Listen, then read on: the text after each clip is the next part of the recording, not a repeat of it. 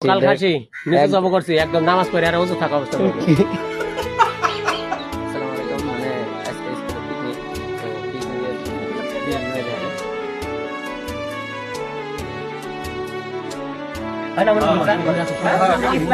তো ইসলামিক তত্ত্বের কেমন তো করছেন একদম अच्छा মসজিদের বাইরে হেরে জব করছি